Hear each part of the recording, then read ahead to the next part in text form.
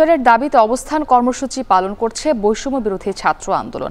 এই মুহূর্তে রাজধানীর ধানমন্ডি ৩২ নম্বরে আছেন সহকর্মী আজহার লিমন, এছাড়াও শাহবাগ এলাকায় রয়েছেন সাজিদ আরাফাত। আমরা বিস্তারিত জানবো তাদের কাছ থেকে। লিমন, ধানমন্ডির ৩২ নম্বরের এখনকার সবশেষ পরিস্থিতি কি দেখছেন জানতে চাই।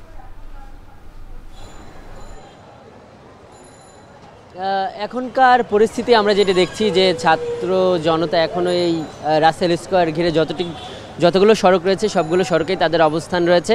আমরা এখান থেকে দেখতে পাচ্ছি যে ধানমন্ডি ৩২-এর সামনে যে চত্বরটি, সেইখানে এই ছাত্র জনতা, বিভিন্ন রাজনৈতিক দলের কর্মীরা তারা যেমন অবস্থান নিয়ে আছে, এর বিপরীত পাশেও আছে, ওদিকে পান্থপথ যাওয়ার পথে আছে, কিংবা যদি আমরা সায়েন্স ল্যাবের দিকে ধরি, পুরো সড়ক জুড়েই কিন্তু এই জনতারা, এই ছাত্র এবং জনতা বা এই মানুষেরা এইভাবে অবস্থান নিয়ে আছে। তাদের হাতে আছে বাংলাদেশের পতাকা, তাদের হাতে আছে লাঠি।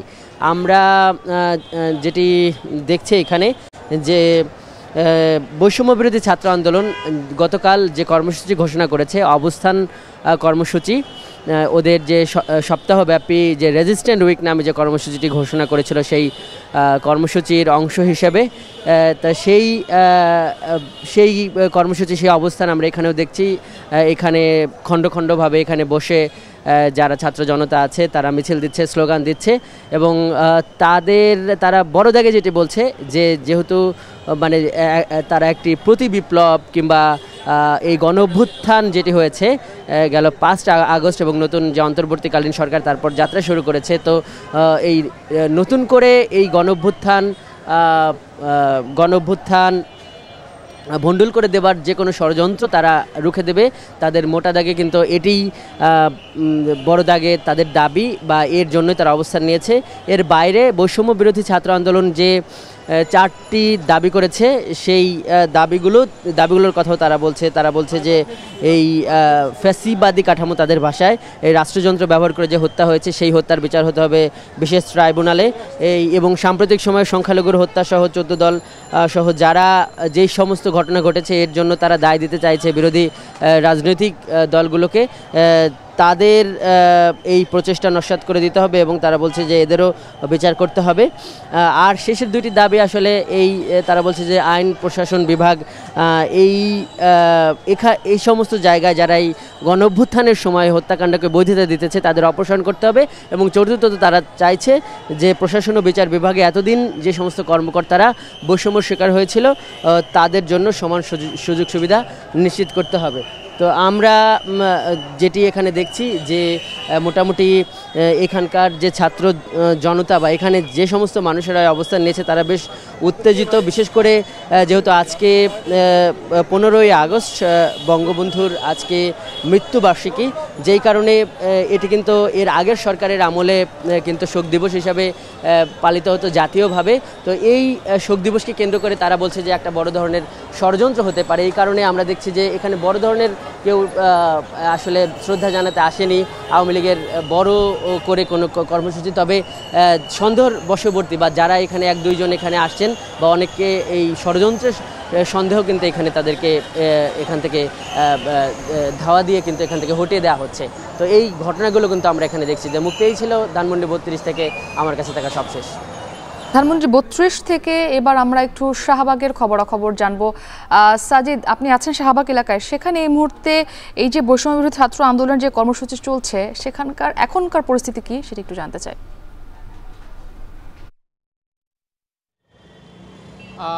মুক্তি, আপনি যে বিষয়টি বলছিলেন যে ছাত্র জনতার যে প্রতিরোধ কিংবা যে জমায়েত, সেটি আমরা শাহবাগে দেখতে পাচ্ছি। এই মুহূর্তে কিন্তু সেই সংখ্যা আরও বাড়ছে। অর্থাৎ সকালে আমরা যে পরিমাণ মানুষ দেখেছিলাম এখানে তারা অবস্থান নিয়েছেন, জমায়েত হয়েছেন, এখন কিন্তু বেলা বাড়ার সঙ্গে সঙ্গে সেটি আরও বেড়েছে। এবং এখানে যারা বৈষম্য বিরোধী ছাত্র আন্দোলনের নেতাকর্মী থেকে শুরু করে, সমন্বয়ক থেকে শুরু করে অন্যান্য পেশার যে জনতা, সাধারণ মানুষ, তারাও কিন্তু যোগ দিয়েছেন। এবং আমরা একটু দেখাতে চাই এই মুহূর্তে তারা শাহবাগ মোড়ে অবস্থান নিয়েছেন এবং যে কোনো ধরনের ষড়যন্ত্র কিংবা অপচেষ্টা, অপশক্তি যাতে অশান্তি সৃষ্টি করতে না পারে তার বিরুদ্ধে তারা এখানে অবস্থান নিয়েছেন। এবং তাদের সাথে আমরা কথা বলেছি, তারা যেটি বলছেন মোটা দাগে তাদের বেশ কয়েকটি দাবি দেওয়া রয়েছে, সেই দাবিগুলোর জন্যই তারা এখানে স্লোগান দিচ্ছেন, মিছিল করছেন এবং আমরা দেখেছি যে শাহবাগ মোড় থেকে টিএসসি পর্যন্ত মিছিল প্রদক্ষিণ করেছে এবং এই মুহূর্তে জমায়েত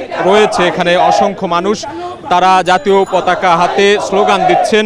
তারা যেটি বলছেন যে ফ্যাসিবাদী কাঠামোকে ব্যবহার করে শেখ হাসিনা সরকার যে হত্যাযজ্ঞ চালিয়েছে ছাত্র অভ্যুত্থানে, সেগুলোর বিচার বিশেষ ট্রাইব্যুনাল গঠন করে বিচার করার দাবি জানাচ্ছেন তারা। এবং তারা আরও একটি বলছেন যে প্রশাসন এবং বিচার বিভাগে যারা এই যে হামলা মামলার সাথে জড়িত, ছাত্র হত্যার সাথে জড়িত, তাদেরকে বিচারের আওতায় এনে দ্রুত তাদেরকে বিচারের আওতায় আনার যে দাবি, সেটিও তারা করছেন। এবং প্রশাসন ও বিচার বিভাগে এতদিন যারা বৈষম্য সৃষ্টি করেছেন, সেই বৈষম্যের বিরুদ্ধেও কিন্তু তারা স্লোগান তুলছেন। আমরা দেখছি বেলা বাড়ার সঙ্গে সঙ্গে এখানে বৈষম্য বিরোধী ছাত্রদের যে সমন্বয়করা রয়েছেন, বিভিন্ন শিক্ষা প্রতিষ্ঠানের শিক্ষার্থী রয়েছেন, তারা এখানে জমায়েত হয়েছেন এবং তারা বলছেন যে কোনো ধরনের অপচেষ্টা বা অপশক্তি যদি অশান্তি সৃষ্টি করার চেষ্টা করে, অপচেষ্টা করে, তাদেরকে প্রতিহত করতে হবে এবং প্রতিহত করবেন।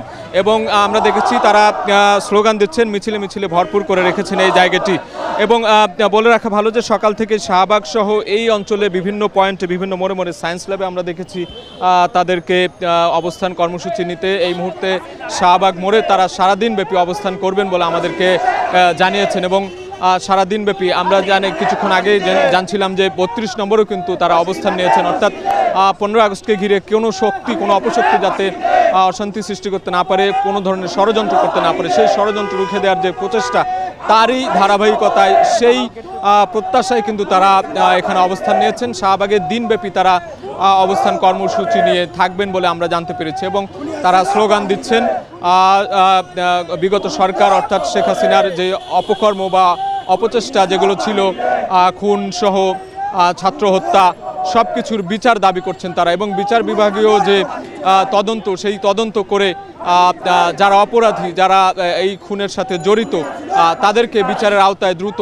বিশেষ ট্রাইব্যুনাল করে বিচারের আওতায় নিয়ে আসার যে দাবি, সেই দাবি তারা করছেন।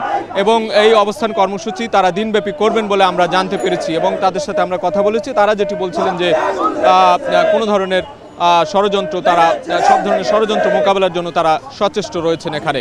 তো এই ছিল আমার কাছে শাহবাগ থেকে এখানকার সবশেষ খবর। শেখ হাসিনার বিচারের দাবিতে অবস্থান কর্মসূচি পালন করছে বৈষম্য বিরোধী ছাত্র আন্দোলন। এই বিষয়ে জানাতে আমাদের সঙ্গে শাহবাগ এবং এর আগে ধানমন্ডি 32 নম্বর থেকে যুক্ত ছিলেন আমাদের সহকর্মীরা। এদিকে 4 দফা দাবিতে চট্টগ্রামে তৃতীয় দিনের মতো রেজিস্ট্যান্স উইক পালন করছে আন্দোলনরত শিক্ষার্থীরা। এই মুহূর্তে নিউ মার্কেট মোড়ে আছেন হুসাইন জিয়াদ, বিস্তারিত জানবো তার কাছ থেকে। জিয়াদ, শিক্ষার্থীদের সমাবেশকে ঘিরে নিউ মার্কেট এলাকায় কেমন পরিস্থিতি বিরাজ করছে জানাবেন, সেই সঙ্গে সার্বিক নিরাপত্তায় প্রশাসনের পদক্ষেপ কি দেখছেন?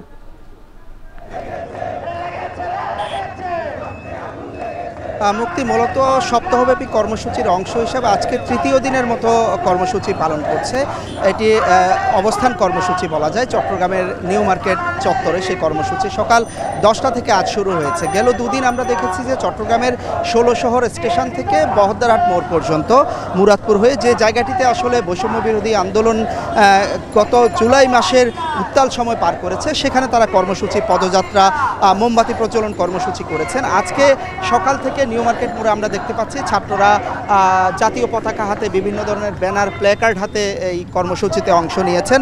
স্লোগান দিচ্ছেন একটি বৈষম্য বিরোধী বাংলাদেশ গড়ে তোলার, একটি শোষণ, দুর্নীতিমুক্ত, লুটপাটমুক্ত একটি বাংলাদেশ গড়ে তোলার কথা তাদের কণ্ঠে উচ্চারিত হচ্ছে। এবং আমরা দেখছি যে সময় যত যাচ্ছে ছাত্রছাত্রীর সংখ্যা কিন্তু, আন্দোলনকারী শিক্ষার্থীর সংখ্যা কিন্তু ততই বাড়ছে। এবং গত দুদিন আমরা দেখেছি যে হাজার হাজার ছাত্র জনতা এবং বিভিন্ন শ্রেণী পেশার মানুষ তাদের সাথে একাত্মতা পোষণ করে তারা এই কর্মসূচিগুলোতে অংশ নিচ্ছেন। এবং আমরা যদি বলি যে 4 দফা দাবি মূলত তারা এখানে উপস্থাপন করছেন। একটি হচ্ছে বিগত সরকারের আমলে যে হত্যাযজ্ঞগুলো হয়েছে, গুলিবর্ষণ হয়েছে, তারা হতাহত হয়েছেন, তাদের বিচার দাবি এবং একই সাথে তাদের সুচিকিৎসার ব্যবস্থা করা।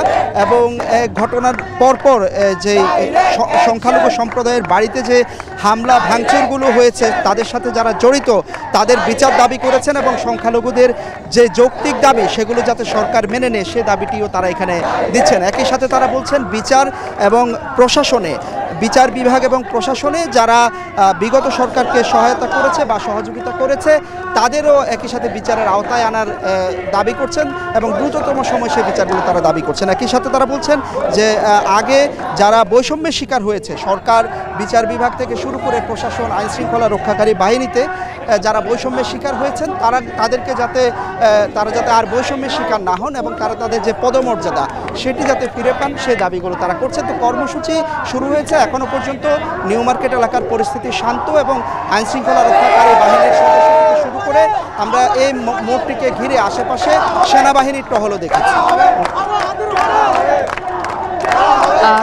জিয়াদ, শিক্ষার্থীদের সাথে যারা আন্দোলন করছেন সেখানে উপস্থিত হয়েছেন, তাদের কারোর সাথে আপনার কথা হয়েছে কিনা?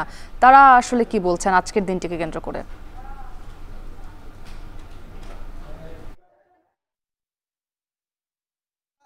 যারা আন্দোলন করছে তাদের সাথে অবশ্য কথা হয়েছে। তারা মূলত বলছিলেন যে তারা যে রক্তের বিনিময়ে আসলে তাদের যে প্রাণের বিনিময়ে যে স্বাধীনতার কথা তারা বলছেন, দ্বিতীয় স্বাধীনতা তারা এনেছেন, সেই সুফল যাতে বাস্তবায়ন হয়। তারা যে জন্য প্রাণ দিয়েছিলেন, একটি শোষণহীন, বৈষম্যহীন একটি বাংলাদেশ দেখার যে স্বপ্ন নিয়ে তারা রাস্তায় নেমেছিলেন, সেটি যাতে বাস্তবায়ন হয়। একই সাথে তারা বলছেন যে লুটপাট মুক্ত একটি দেশ তারা চান। এই দেশ থেকে যাতে আর অর্থ পাচার না হয়, এদেশের অর্থনীতি যাতে আর কোনোভাবেই ভঙ্গুর না হয়, এদেশের আইনশৃঙ্খলা পরিস্থিতি যাতে কোনোভাবেই একপেশে না হয়। পুলিশ থেকে শুরু করে আইনশৃঙ্খলা রক্ষাকারী বাহিনী যারা আছেন, বিচার বিভাগ যারা আছেন, তারা যাতে স্বাধীনভাবে থাকতে পারেন, বৈষম্যহীনভাবে থাকতে পারেন, পদমর্যাদা অনুসারে তারা যাতে চলাফেরা করতে পারেন, সেই বিষয়গুলোর দাবি তারা একই সাথে করছেন। এবং তাদের মূল যে দাবি, তারা আসলে এখনও বলছেন যে অনেকেই হতাহত হয়েছে আসলে আন্দোলনের সময়। চট্টগ্রামে অন্তত 7 জন নিহত হয়েছে, হতাহত হয়েছে প্রায় 300 জনেরও বেশি। এবং এখনও পর্যন্ত চট্টগ্রামের যেই হাসপাতালগুলো রয়েছে, সেই হাসপাতালগুলোতে এখনও চিকিৎসা নিচ্ছেন প্রায় 50 জনের মতো। প্রশাসন কিংবা অন্যান্য রাজনৈতিক দলগুলোর কাছে তারা তাদের যেই সুচিকিৎসার দাবি তারা করছেন এবং হতাহতরা যাতে তাদের পরিবারকে যাতে একটি সরকারি চাকরি দেওয়া যায় কিংবা চিকিৎসার ব্যবস্থা করা যায়, সেই বিষয়গুলোর দাবিও তারা করছেন।